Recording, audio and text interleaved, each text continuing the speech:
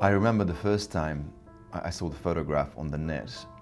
The first thing that I felt was anger, and I also felt extremely frustrated and to an extent helpless.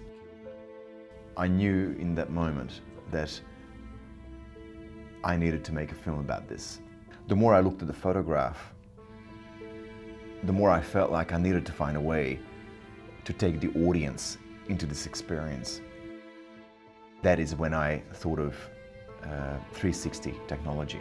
The idea that I would be able to place the audience into the story, unfolding story of these women on the photograph seemed like the best, but also probably the most complicated and challenging way of giving the audience that experience that would allow them to develop an emotional connection.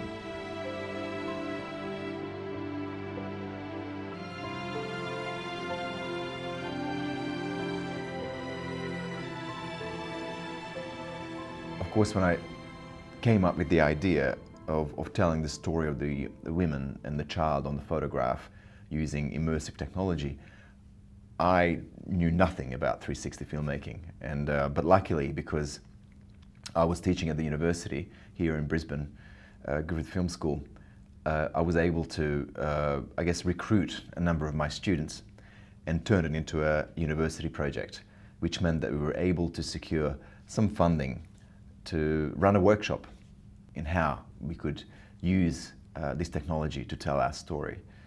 And I was very lucky because I had some amazing students who came on board, and together we went on this journey to make this 360 film. And we learned together on the go. We spent a great deal of time traveling to Latvia and researching about the Latvian Holocaust. It was really important for me to meet people who are close to this tragedy.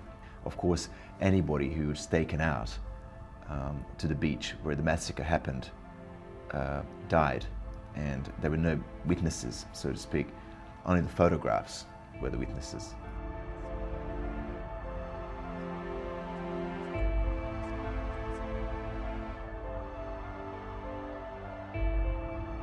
I was very lucky to find people who had relatives who perished. There's a woman here, there's a woman here, and she's putting something in front of her face. Atul Davis, who is this amazing person whose family fell victim as well to the Skater Beach massacre.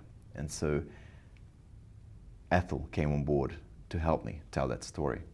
Non-Jewish Latvians who hid Jews, but unfortunately the Latvians collaborated with the Germans. But also, I was very lucky to find Ilana Ivanova, whose father was the one who smuggled or hid those photographs that the Nazis took.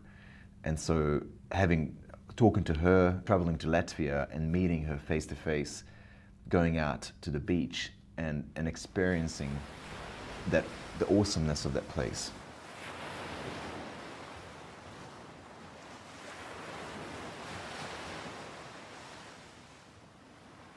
And to imagine that the people who were taken out there, including over 1,000 children, were made to undress, and then they were shot. And to be out there and to know that it happened here was a profound experience for me, and then it had an impact on the way I told the story in the script. We ended up filming the story in Budapest because that was the place where I had many connections in terms of crew, and it was much easier given our small budget to do it there. We had one day to film a 15-minute film, and also we were very lucky because the weather turned really bad and it snowed the day before we shot. So when we were filming on that day, it was overcast, which helped via our 360 camera in terms of exposure, and it was an amazing opportunity, and I think the crew did amazingly.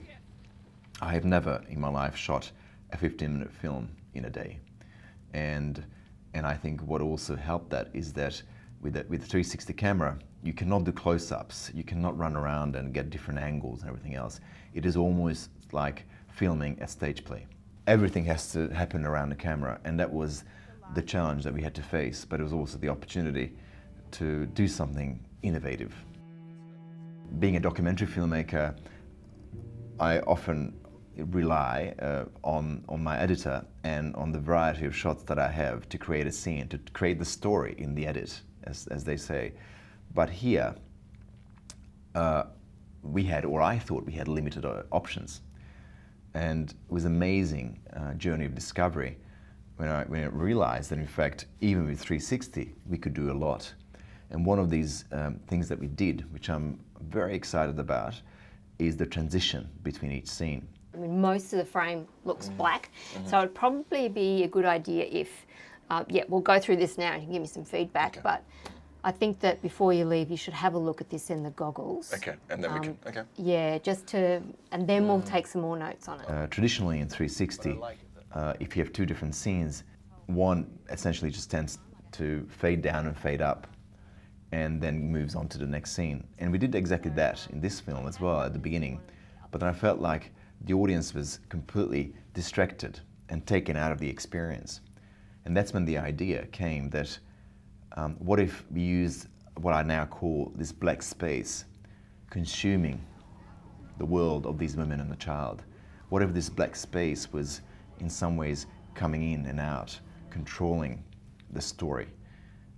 So this black space came to replace the fades in and fades out and became part of the story that we were telling. My name is Sorella. I'm 11 years old. Please never forget us. And of course, Sorella's voice was another really important storytelling device that we used. And we ended up using not the girl on screen, but somebody here in Australia. So it's an amazing experience to have the Hungarian girl, little Chiara, play Sorella, and then come back to Australia and in post-production engage Charlotte, who is also the same age as Sorella and Chiara, and to have her amazing voice give life to this little girl on screen. I thought that by making this film, I would be able to put to rest my anger, I guess, towards what happened. But the reality is that the more I look at the photograph and the more I watch this film, I guess the more anxious I get. And I think that's where the Holocaust is and should always be, in a place of discomfort. It should never feel like we've been able to digest what happened, because it's not digestible. No genocide is digestible. If we don't have that memory, that sense of injustice, then I think we're going to stop thinking about it. The Holocaust is incomprehensible to me, and I think it should remain that way for everyone, because we should never rest, we should never tire in terms of sharing what happened with other people. And that sense of discomfort that's in us should motivate us to talk about it with other people. And I think that's what the film tries to do.